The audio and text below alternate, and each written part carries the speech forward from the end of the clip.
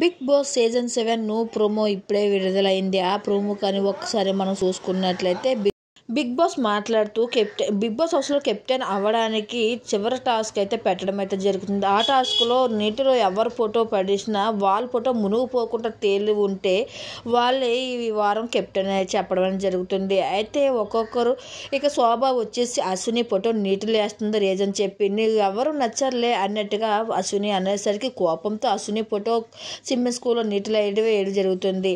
అయితే తన ఫోటో మునిగిపోతుంది. ఇక పూజామూర్తి వచ్చి పల్లవి ప్రశాంత్ ఫోటో నీటిలో వేస్తే, అక్క నువ్వు మాట్లాడేది ఏమీ బాగోలేదు, పద్ధతిగా లేదు అంటూ తాను మాటలు తిరస్కరిస్తాడు. ఇక పల్లవి ప్రశాంత్ ఫోటో కూడా మునిగిపోతుంది. అయితే ఇక యావర్ వచ్చేసి ఇంకా ప్రియాంక ఫోటో రీజన్ చెప్తూ తన రీజన్కి ఏమాత్రం ప్రియాంక ఒప్పుకోదు, అయినా సరే తన రీజన్ చెప్తూ తన ప్రియాంక ఫోటో నీటిలో వేయడం అయితే జరుగుతుంది.